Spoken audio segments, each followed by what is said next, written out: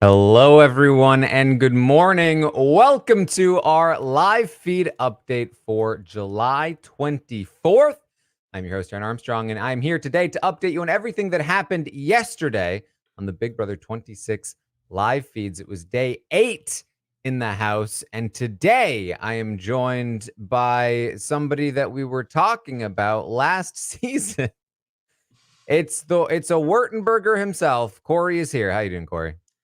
Oh, I'm doing so good. I'm getting very reminiscing about Big Brother 25 because I don't know what the live feed experience was, but when you're in there, the feed's never cut. So this has been a brutal reawakening, a re-entrance into feeds, but I'm having a pretty good time so far.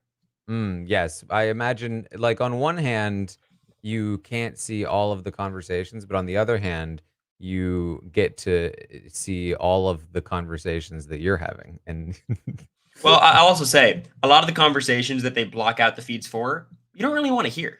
that's, that's the Cam Corey one-on-ones. Like, honestly, it might be for the best. yeah. Yeah, certainly a lot of cam blockage last season.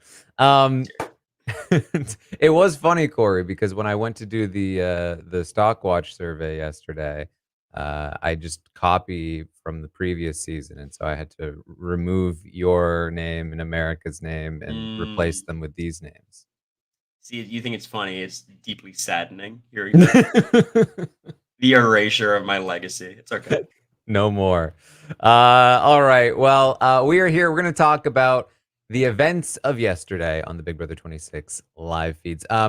Really a fairly slow day, at least in comparison to what we have been seeing on the feeds for the first few days here. And yet, still a bit of a blow up that then we kind of missed. So it was like almost redeeming the slow day, but then we also didn't really see any of it. So then maybe not, but it's kind of we're kind of unsure at this point.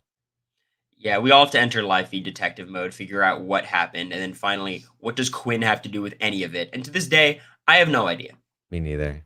Yeah, if you're trying to if you're here to find out why Quinn was involved, I don't think we're gonna be the people to help out. I have theories.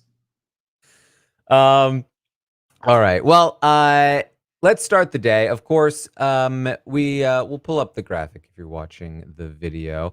Um, Angela is the HOH. She nominated Kenney, Chemo, and Lisa, but Lisa won the veto.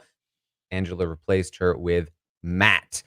So Matt is now on the block. He really still, at this point, feels like he's pretty solid. He's pretty set to stay, even if he doesn't win the AI arena competition. However, that is pretty much not the case at all at this point. He should be voted out if he does not save himself. He just doesn't know that yet. In the meantime, Kenney has been actively campaigning to leave over Matt, but he won't unless he's against Chemo.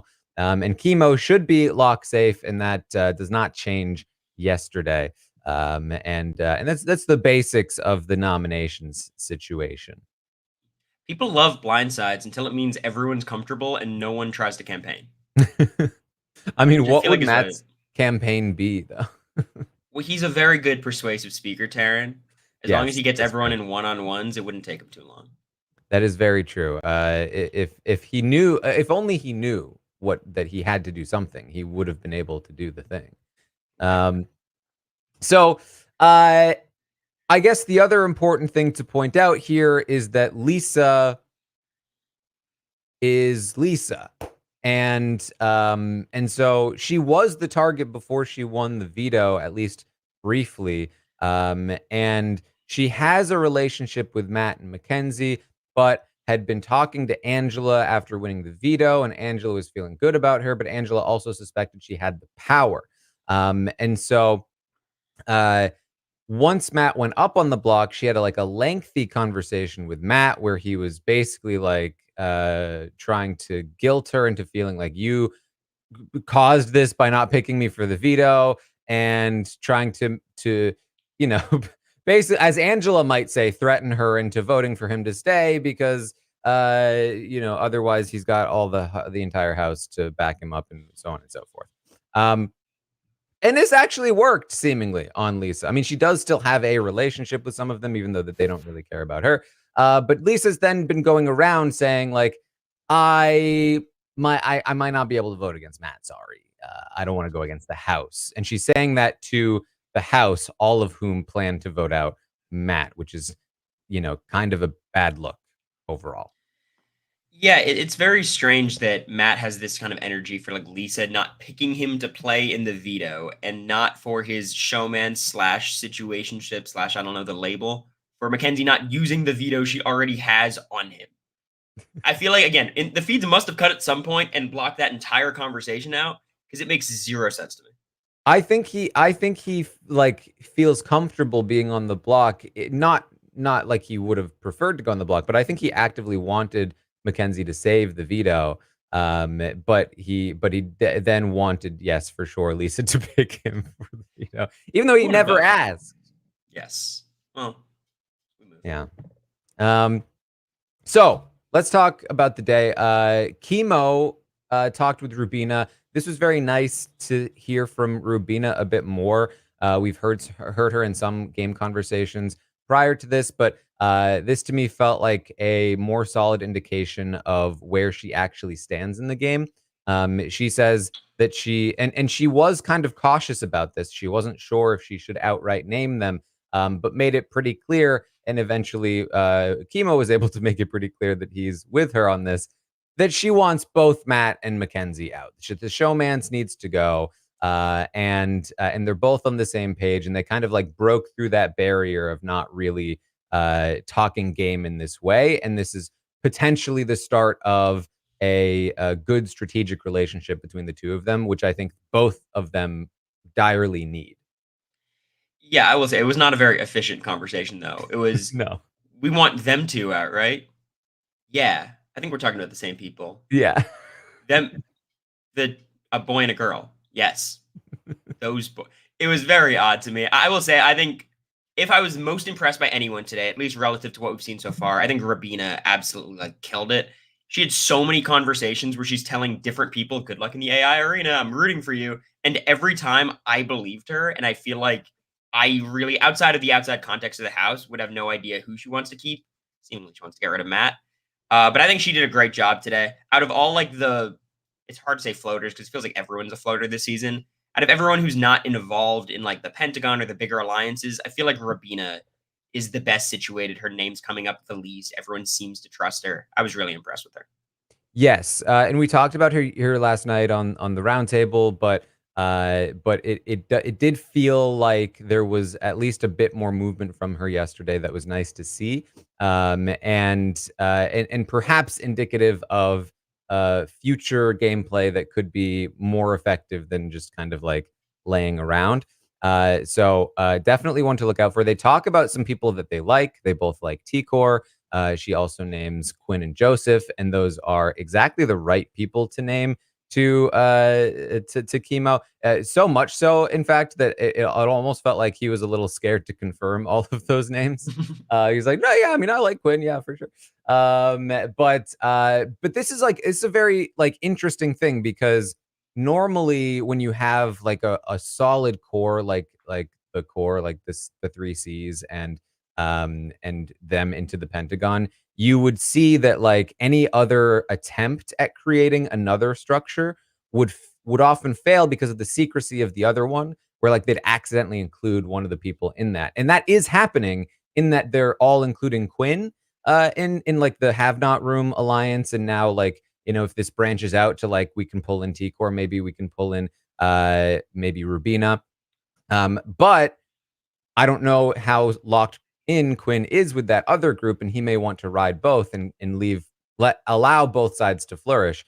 Now the three C's into the Pentagon, they are looking to maybe pull T-Core in to some degree. And that could be interesting as well, as we see like these two sides now. Initially we thought it was like Angela versus Matt, but then both of them kind of like failed. And so now it's looking like it might be more like Pentagon versus Have Not Room. And they're playing Hungry Hippos for like who can get the most allies to their particular structure. And Pentagon definitely has a big head start right now. Yeah, but there's a lot of overlapping people in all these groups, and Quinn is Yes. a very confusing one. We'll talk about the three C's conversation later. It's probably my favorite of the night, but they're always talking about like, oh, us four should throw HOH, but Quinn, he can go and win. Like it feels like there's a divide, and they are very aware that Quinn has his hands in a lot of pots, which it's really early for Quinn to Mhm. have that perception hanging over him. But obviously, I think he's in a great spot. Ultimately, Quinn is probably the most dangerous person to the Pentagon, despite being in the Pentagon. Mhm. So it's good that they have him pulled in, but you don't want to necessarily pull him in like into the core. Yes. So interesting stuff there in terms of strategic development. There is some more drama that happens in the day, though. First, Angela's going to talk to Kenney, and they kind of hash it out a bit more. I wouldn't say like any significant progress is made, but Kenney, as it usually happens, has kind of come back around on the idea of, well, maybe I don't need to leave the game. Like maybe I'll try in the AI arena competition. But it's still kind of like a somewhat heated discussion because Angela's involved and Kenney is involved, and they're still angry at each other. Yeah, it's a pet peeve of mine. And to be very clear, Angela is my favorite house guest this entire season. It's not close. When the HOH is not agreeing with what the nominee is saying, because Hmm. ultimately they might be saying some stupid stuff. It's not your job to disagree with them. You put them in this position, you say, I totally understand, I get it. You don't like castigate them for not like, here's the thing. Angela is trying in this Big Brother house harder than any other house guest, and it's not close. Kenney's trying the least. They should both meet in the middle somewhere because it's not good from Angela. Yeah, like okay, listen, I'll take a you campaigning to get voted out, but I'll want a you try in the AI arena competition. How about that? Fair trade. All right. Well, then things get weird. And this is where, because again, like throughout most of this day, the feeds they're just like lying around. They're having conversations. They're talking about Game of Thrones. They're talking about marriage. Cam is talking about how he's super clingy and always wants to be on the phone with his partner. And lots of boring things. But things get a bit more interesting, and then the feeds immediately cut when Angela starts having a conversation with Lisa. And this happened while we were on the roundtable last night. And I was reading, and I genuinely couldn't believe what I was like, this couldn't possibly be a real thing that Lisa said, but it was. Uh, so, so again, just to reset this briefly, Lisa and Angela for a brief time felt like Lisa's my person. Lisa's my new person. She advised Angela to talk to Matt and have that conversation where Matt ended up throwing T-Core and Tucker under the bus, which ended up being very good for Angela and very bad for Matt. And Angela felt very good about knowing in her mind that Lisa had the power based on those conversations. And a lot of people suspect that Lisa has the power. But since then, they haven't really talked much. And Angela has let it slip to some people that she thinks Lisa has the power. It's gotten back to Lisa that people are thinking she has the power and that, hey, perhaps as well, some of that's coming from Angela. And so Angela is just like, Lisa, I really, for a moment there, I really thought that you would be my person and I wanted you to be my person, but I don't think I'm your person. And that's sad. It makes me sad. So sad. She says it to me. It looks like, I think it looks like some people have you wrapped around their finger. And Lisa's like, oh no, no, no, no. Nobody has me wrapped around my finger. I have relationships with people, but they don't. Nobody has me wrapped around my. I'm my own person. And she's like, I didn't say you are wrapped around anybody's. I'm just saying it looks like you're wrapped around people's fingers. And she's like, I don't know about this. I'm just trying to handle the things that have been brought to me about you, Angela. And this is starting to feel a little like the tension is rising. And that's when Lisa says, it just compromises my integrity to be associated with you both personally and professionally, inside and outside of the game. Yeah, it's kind of like a reversal of the classic BB trope of like outside the game will be close, but in the game I just don't see us working together. She says, in the game and out the game, I cannot align with you. And it's crazy. I think what you left out about the Game of Thrones talk, which is really important. Oh, Angela said she loved Cersei's revenge. And I think we saw it at the hammock. So it was a lot. And honestly, I think Lisa, they cut like an hour of the feeds off after this. I think sorry, rather Angela handled it pretty well. Because if I heard that, it's on site immediately. It kind of reminds me a little bit, not to harken back to my season, of Jared saying I have a bad personality. Where it's yeah. just something that's so baffling to hear, you can't help but laugh, but I don't think Angela laughed. Yeah, I mean, it's just like, I think in the context of the game, most people, especially if you're a fan of the show, like you're prepared to hear some wild stuff said about you in the context of the game. So for somebody to go out of their way to say, no, no, no, no, outside of the game, and not only that, but like this is like it's not like outside of the game, I don't think we'd hang out. Sorry, I just don't think we mesh, or like or even outside of this game, I don't like you.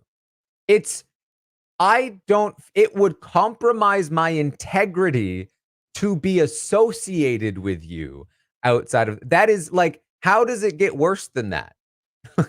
Like it's like being called a liar sucks, being called a backstabber, a snake. You do not want to be called a brand risk. Right. Especially going on Big Brother, that's the worst thing. She's saying that it's not me, it's the entire world, and I don't want to even be associated with you lest the stench of your vibes like rub off on me in any way. It's it's wild. And Which is why like the whole Tinkerbell insult that we'll get to in a second, Mhm. I don't think should hit as hard as the I can't associate with you in real life. I feel like these things are not balanced.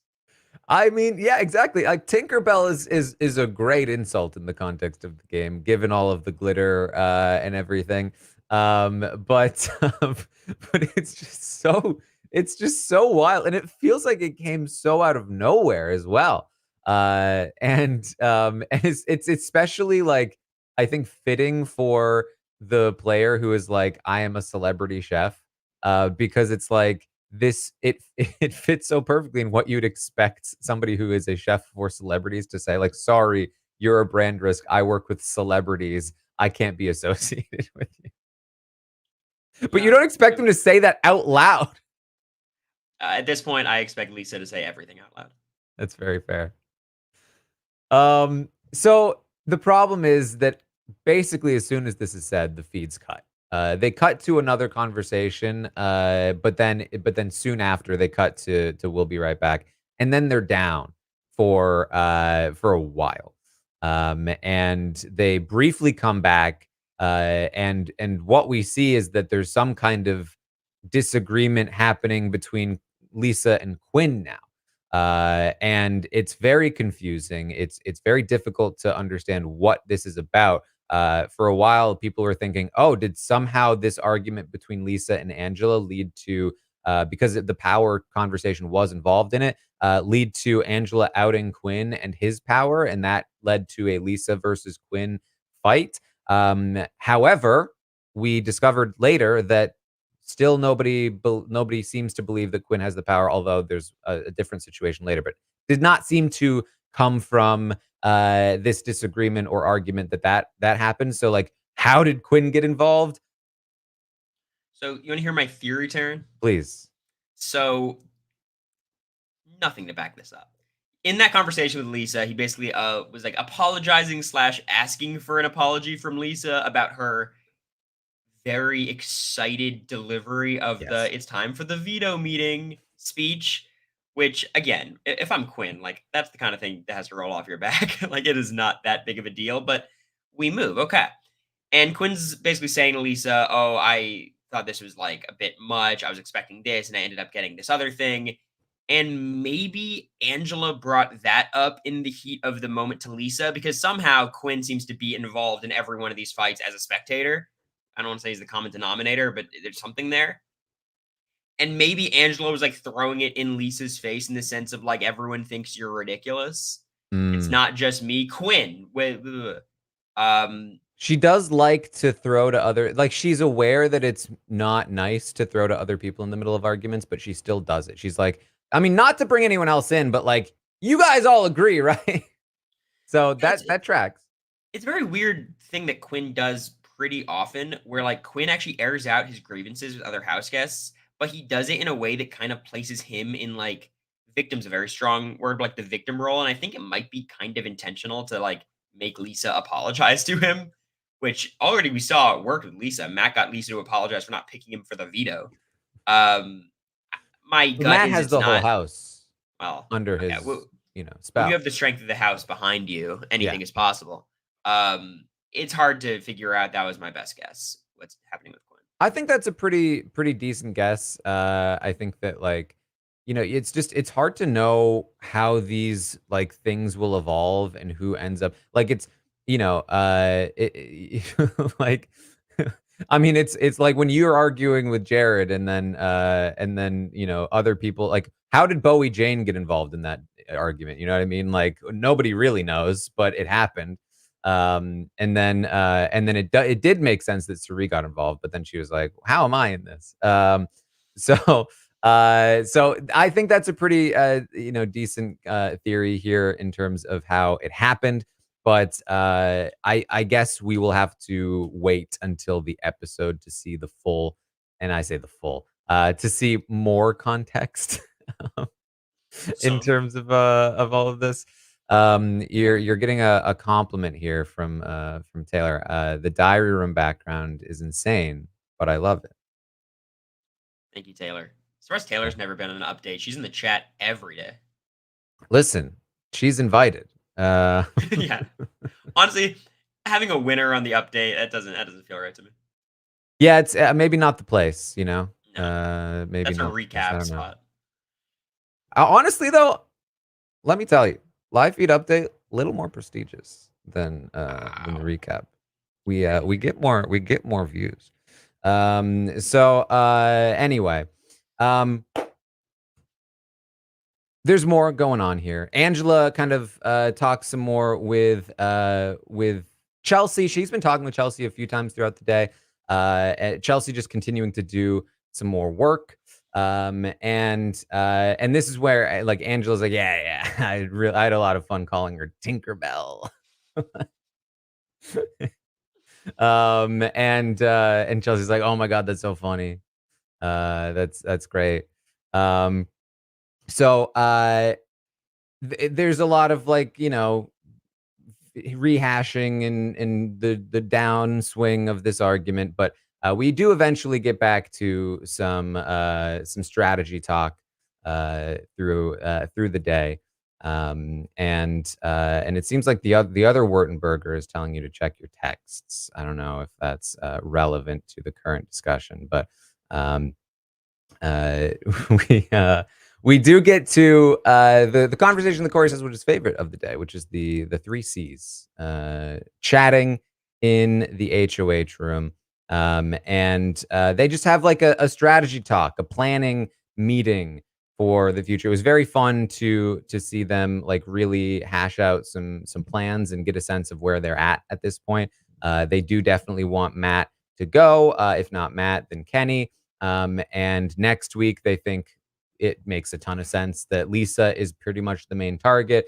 If Matt's still in the game, maybe it's like Lisa and Matt and Mackenzie on the block, something like that. But they don't want to be the ones to do it. They would ideally throw the HOH to somebody else that would. And they talk about Leah. They talk about how they feel like Leah is somebody that they can work with, but not as long as Mackenzie and Matt are in the game. And so it would be great to get them out so that they eventually could pull Leah in. And they talk about T-Core as somebody that they could pull in. So lots of conversation here, lots of strategic discussion. Corey, what were your favorite parts of this? So I was someone in the house who had a reputation of potentially, maybe, possibly throwing competitions. And despite that, I was very intentional to tell nobody ever I was throwing competitions because that makes you a very useless ally. I think that's why a lot of animosity was targeted towards America. All of these people are in this alliance, the three C's, talking about throwing alliances or throwing competitions as a collective. And it's kind of crazy to me. I think it's better than Cedric saying, "Hey, y'all, good luck in the competition. I'm throwing it," because that's a very selfish way of playing the game. But I've never seen like an alliance of theoretically 5 people, at least 4 of them, the 3 in Brooklyn, all agreeing to throw a competition. I think it's kind of crazy. I don't think they're necessarily wrong. Just as someone who played the game, I certainly wouldn't voice that. Yeah, I am with you. I think that, like, especially, like, let's say that Matt leaves this week. And they win, they don't throw the HOH. They win the HOH. They target Lisa. They could even put up, like, and I get it. The problem is you have to put 3 people up, which is unfortunate. But they put up Lisa, you can put up Kenney, and you can put up Mackenzie. It's like, uh-oh, well, now the barbershop alliance will realize that they're not with them anymore. But it's like, if one of those people leaves, there is no barbershop alliance. Like, it's over anyway. You have like pushed them all the way out of the game, and there's no more two sides to be playing at that point. You will be deciding what the structure of the house looks like because you're in control in the second week. It's not the worst thing in the world if they're able to throw to a close ally of theirs that they have a lot of influence over. But like, I agree. I don't think you need to be throwing, especially because I feel like week 2 right now is such a layup. It feels so easy. And if they're thinking they want to throw now, then I can't imagine them wanting to win later. My thought is, I think Cam, Cedric, and Chelsea all should throw the HOH, but they should all want one of the other 3 to win it. Yeah. The idea that all 3 of them are going to throw it is really bad. I think Cedric was the first one who volunteered it, which is not surprising. I think Cedric's the first one to like speak up in a lot of these kind of group meetings. But it's pretty baffling. I think being the closest ally of the HOH is potentially the most powerful position in the house because you could avoid a lot of the blowback. But as far as we can tell, all 3 of them are going to throw it. Brooklyn's always involved in these conversations, like being mentioned, but she's never there. They want her to throw it too. Quinn's the only one where they're like, Quinn can win. He has some easy nominees. All right. Chat is saying that your mic has been different. It honestly sounds fine to me, but there might be something that has gone awry. We will try to work that out. Anyway, to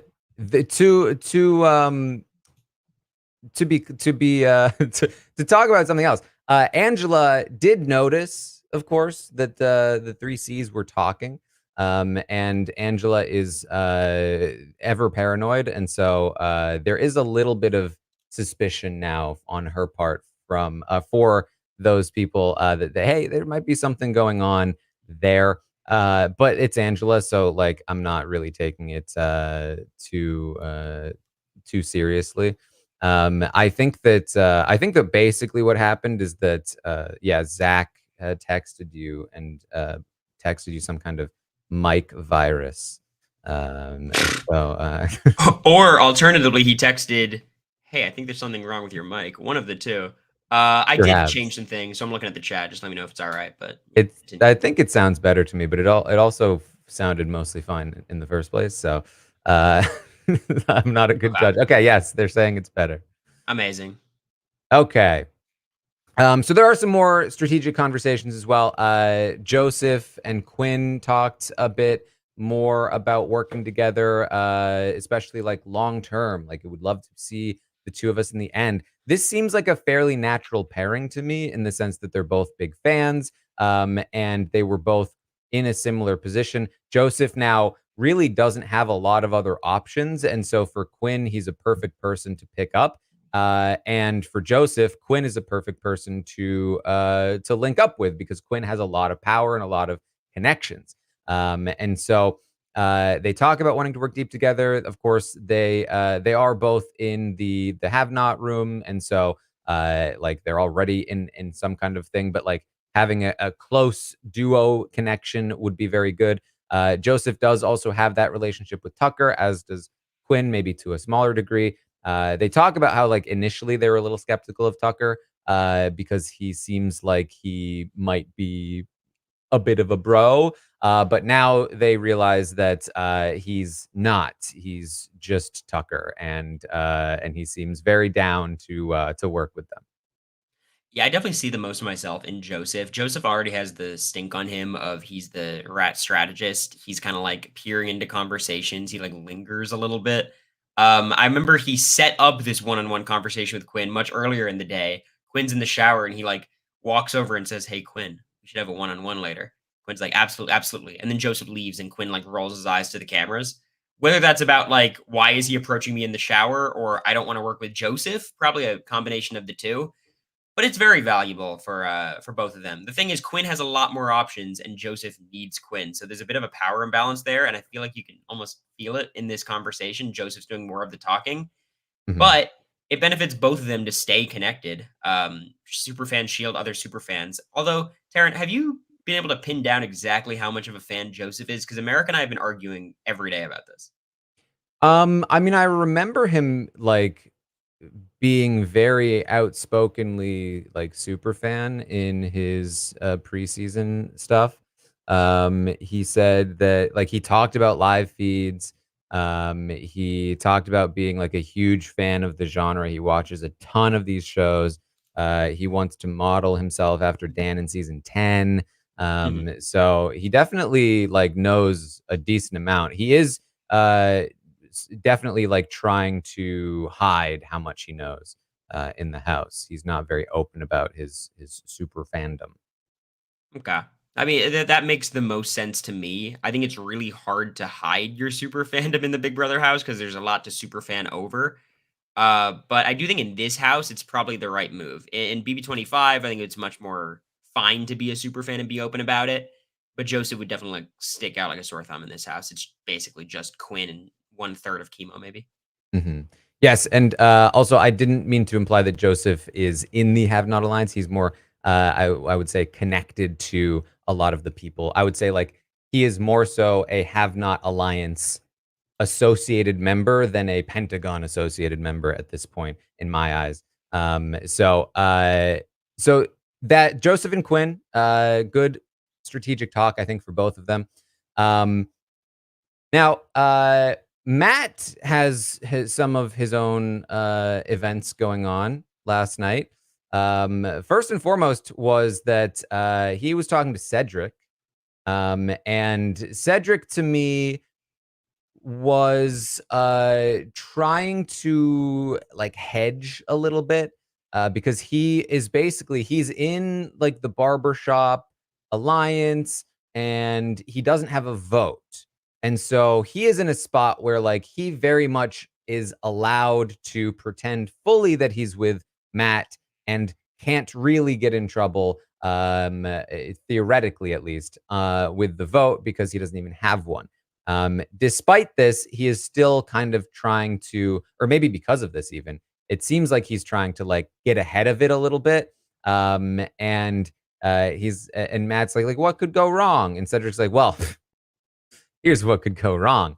If you're up on the block against like Kenney, let's say, and then Chemo votes against you, and some of the other people that like are not in the alliance vote against you, and then even just if just one person in the alliance wasn't down, flipped, like that could be it. And Matt's like, oh wait, that sounds kind of realistic.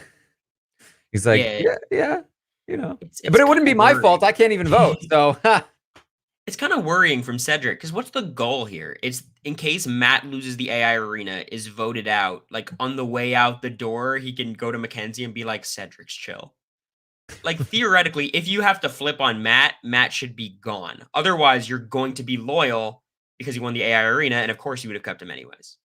right, and it's just like it's just like the idea that like a spurned Mackenzie is going to be like, what? How did this happen? Somebody from the Barbershop Alliance must have flipped, or multiple people from the Barbershop Alliance must have flipped. Like, this is no good. Cedric, what's going on? Well, I told you this could happen and that it wouldn't be my fault. So obviously I'm innocent. It's like, if anything, this makes me more suspicious of you that you pointed out the exact scenario that happened. Like generally, from my perspective, I think that like, if you know that something is coming and you want to pretend like you didn't know it was coming, you should not point out that it could happen.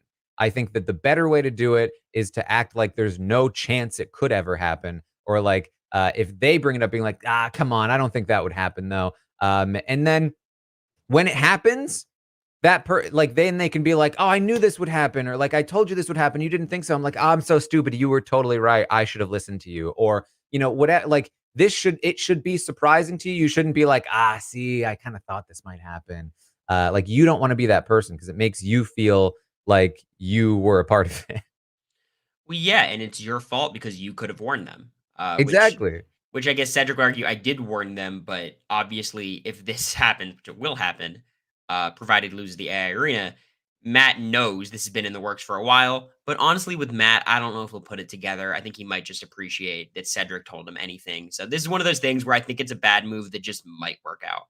Yes. Also, for what it's worth, like if Matt stays and he finds out that the numbers were against him, I feel like it would still be easy to convince him that everyone's still on his side. But if Matt goes, I feel like Mackenzie and Leah together, at least, would probably be able to figure out, like, okay, I think the BS alliance is probably BS. I think they probably all are, because it's going to be a fairly landslide vote, I think. And like, what are people going to do? Be like, yeah, so we knew the votes weren't there and we couldn't tell you, or like, like, there's a lot of different ways that you can play it, but the AI comp being live on Thursday really messes with how you're able to set these things up. So, it'll be interesting. It'll be interesting.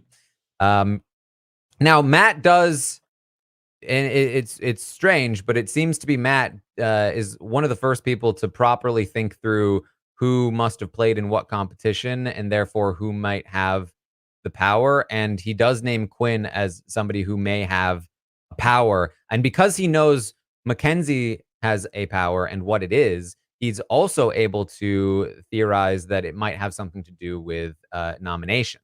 And so there's a little bit of suspicion there that could theoretically spread, but it is Matt, and he may not have long to go in this game, so it might be cut off pretty quickly, but worth pointing out. Yeah, it's challenging because how are you supposed to suspect that the other power has to do with nominations when it's so obviously 2 votes? So I can empathize. I think like it's kind of hard to conceive of what the deepfake HOH is because it's such a ridiculous power, and on top of the ridiculous power, there's like goofy elements placed on top of it. No one's gonna predict what this power is. I think the suspicion being on Quinn, at least from 1 or 2 of these house guests, is a little bit easier to predict. But even the people who know Quinn has the power seemingly don't know that Quinn has the power. So. Okay, how do you feel about this as a way to use the deepfake power? Because what Quinn had proposed was, I'm going to hijack my own HOH and frame Lisa. But how the deepfake power, I think, seems to work is that they're going to use an actual deepfake hologram of one of the players to do the nominations as like a way to frame them. But like, the obvious sort of thing to say to that is like, nobody's going to believe that the person who was in the hologram actually did it, because why? It's they would just immediately say that I didn't do that. I don't know why my face is up there. So is it, like, and I'm not saying this is like the best plan in the world, but I think it's certainly better than the one Quinn proposed. Just put yourself as the hologram and then immediately be like, that wasn't me. I don't know why my hologram is up there. And then I think nobody would think it was you, because why would you put yourself as the hologram? So basically, hijack someone's HOH and frame yourself. Yes. I think it's interesting. I do wonder if it's a little bit too much like four-dimensional chess. Like if I you're think Quinn, do you I want think to? you're right, because in this cast they would just say, "No, it's the hologram." Yeah, they point like Quinn. That's your face, but I'm also I being like it more told that than yeah. sorry, I'm also being told that the hologram is just going to be of the current HOH whose HOH is being hijacked, which seems much Hmm. more lame. Like, what is even the point of that then? Oh well, I guess it makes sense, right? Because the power is the deep fake H. I mean, I guess that's kind of how I figured it would work. Of like you're basically framing whoever the current HOH is. I hate to be like the most boring Big Brother player of all time, but I feel like the way I would play this is wait until week 4 and then just say, "Hey guys, I'm the thing. I'm just going to take this HOH right now." Yes. Which look, I don't know if that's the most fun strategy, but it's a lot better than Quinn's wasting his 1 week of safety on his other 1 week of safety. hmm Okay. Yeah. I mean, it just feels like I thought the idea that you could use somebody else as a frame was silly to begin with, but the fact that it's just the current HOH anyway, just honestly, I guess in that sense, that is what Quinn would be doing. It would be a hologram of him if he was the HOH, and then it would very much seem like he wasn't hijacking his own HOH. But I still hate it. I still hate the idea of hijacking your own HOH because it's such a waste. Either way, uh, Matt has some more conversations. He's going to talk to Mackenzie for a while, and this I was very glad, Corey, that you were going to be on the update today because I wanted a showman's expert Mm. here with me to talk about Matt and Mackenzie. So, what is your read on Eminem? I think they're end game. Well, so honestly, I wish you had Jared on the podcast because Jared, I think, had one of my favorite quotes in all of Big Brother history when he said, "It doesn't count if it's in the Big Brother house." Which I think is the logic Matt is certainly using. Mackenzie brings up her situationship back home. They've known each other for a month. I don't need to go into the details. Matt is unfazed. So I'm praying Matt pulls through in this AI arena because I need this saga to move on a bit more. Well, you say he's unfazed, but he wants to make it clear to everyone that he's not a bad guy. Yeah, That he's not like a this is like a weird situation, like because basically Mackenzie is like, "Are you gonna take it as a challenge?" And he's like, "Well, yes, but also no, because I'm not a bad guy and I wouldn't do that. But also, I will do that. But I'm not a bad guy and I wouldn't do that. But I will do that." I love Matt. I like Matt walked into his initial interviews and was like, everyone perceives me as like this jerk, this jock, this frat bro, and really I'm a nice guy you want to bring home. But I'm targeting the nerds and I'm gonna shove them into lockers. And I'm don't care if you have a boyfriend, but I do care. Like it matters to me. But you're mine. I don't care what you like it's he wants to be one thing very clearly and project himself as that person, but he's very clearly the other person, or at least that's his initial instinct. But I Mhm. will say, I think Mackenzie does have a streak of blue in her where like she does kind of set him up sometimes Oh yeah. to say some of these more cringy lines, which again makes them a perfect duo. Yeah, I mean, he's like, "This may surprise you, but I'm actually the guy that would feel bad for your guy." And so that's like, so I wouldn't want to do that, but I will do that. Oh my god. Mackenzie was like, I've always dated a certain type of guy, and I thought maybe it's a chance, maybe give a chance to a nice guy for once. Matt's like, no. You don't want a nice guy, trust me. Actually, Yeah, I'm a nice guy. she's like, "Yeah, went on a date with this guy, and I told everyone it was the worst first date of my life. So I ghosted him for a week, but then I was like, maybe I should give nice guys a try." Um, Yeah, and so- she's back. but then I came here, and it was like, what are you gonna do? Yeah, Um, so this continues for a while. all night. That there's going to be quite a lengthy discussion between the two of them where Matt then takes on the challenge. Yeah. I mean, look, it's going to be very difficult considering he's got about what is it, 40 something hours, 36 hours to get this thing done, but again, persuasive speaking champion That's Matt, I think the he can get it that done. yeah, that's the worst part is that, like, neither of them realize that he is in imminent danger, imminent danger, and that, like, Mackenzie's basically like, "Listen, we've got, like, a whole summer to, potentially, like, I'm here, like, we're gonna be potentially doing stuff, like, let's take on this challenge maybe," and then it's like he might be gone, and then it's like, "Oh,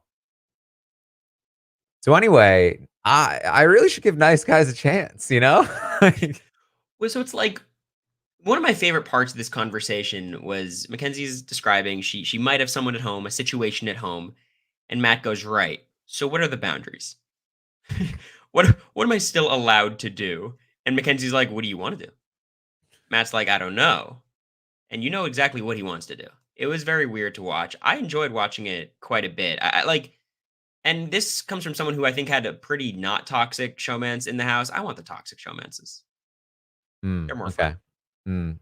So Matt also does a thing that, I think I have seen before, but maybe not quite so blatantly, where he attempts to use production as, like a wingman, where he's Mm. like, "Yeah, they're really pushing this thing, huh? Like, yeah, they really want this to happen, huh? Like, they've been talking about how, like, cool it would be." Um, It very much is giving Cameron being like, "What do you think Julie is gonna ask about us, Riley?" Oh, no. That's my impression. They weren't shutting it down either. They were talking about like, "Yeah, so I knew I was gonna be on the show because when they gave us the call," and I was just like, "They shut us down every 5 seconds, anything close to talking about production, except for when it came down to, like, strategy based on Jared." But they kinda gave him a lot of leash here. It would be very funny if they had, in the middle of this, been like, "You can't use production as a strategy. Yeah, it's what he was doing. You can't use production to flirt." Well, honestly, Uh, this is something that really does come into play in the house, kind of jokes aside, where like America and I started having a very weird perception of what was going on the feeds and in the show because America was being asked almost only about the showmance and it never came up to me basically. I was just mhm, strategy talking. And it does like play into your head of like, am I supposed to be in a showmance? Like what am I supposed to do? And as the season goes on, it weighs on you less and less because you care less and less. mhm. But this early, like, it is something that I'm sure both of them went to bed thinking about. Yeah. Well, that was mostly the day. I think that like really we sort of like solidified where some people are. We had some strategy talk conversations, and Matt and Mackenzie did their thing though. Corey, anything else that you noticed that you want to bring up? Just one or two things. I mean, I think Rabina, again, had a really good day. Brooklyn said, Rabina's my girl. Like, those are connections you don't really see. Yes. So that's really good for Rabina. And then Brooklyn, last thing, has a theory about one of the house guests. Did you catch this? Which theory here are we talking about? Cedric is 18 years old. I mean, fair. Yeah, Brooklyn said, I'm a mother. If you didn't know, she's a married mother. Married mother. Yeah. Married mother. And she has, as a result of being a mother, she has kids. And she's seen kids, and Cedric is a kid. So that was her conversation with Rabina.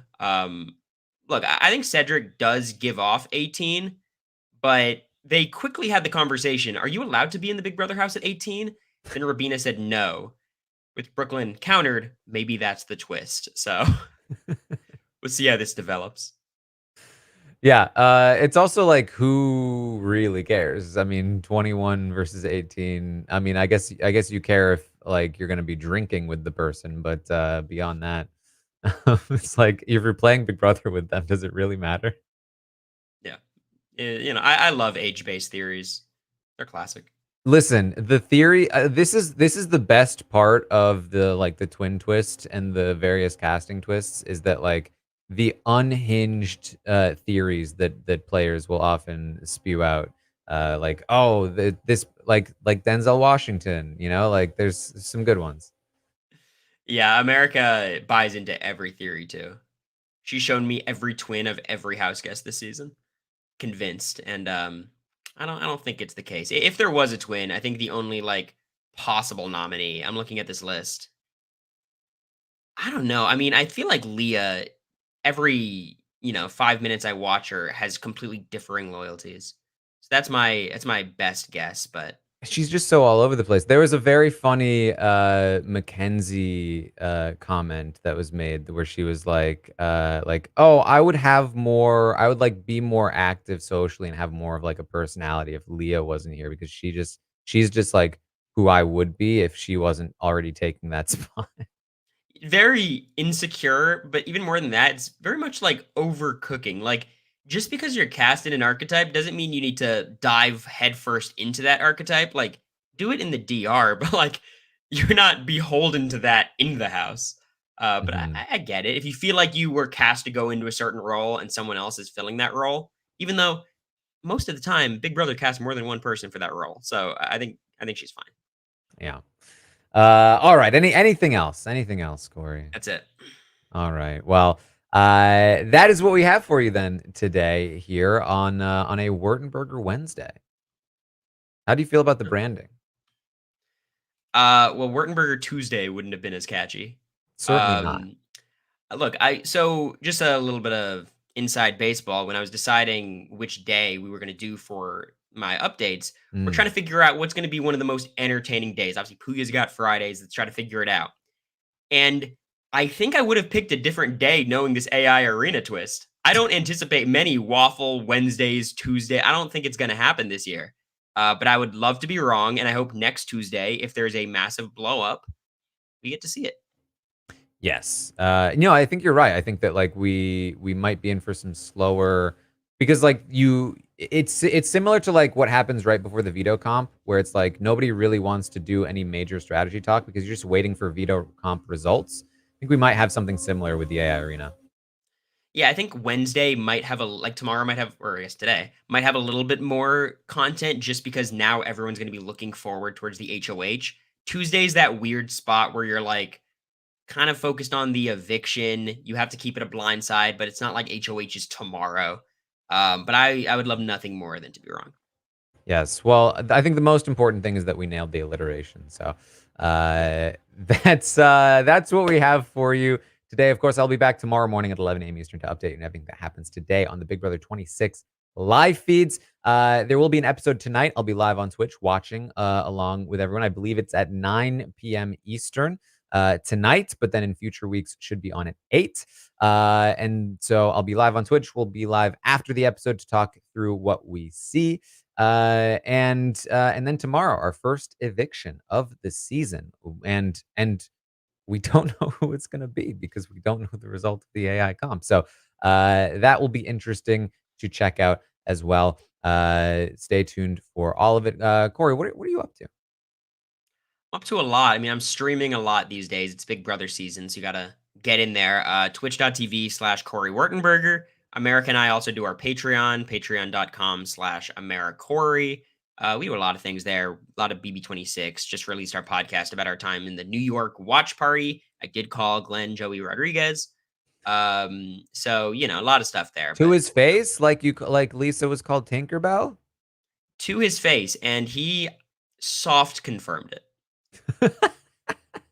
But I don't want to, leak our private combos. Listen, that's a good tease. That's a good Mm. tease.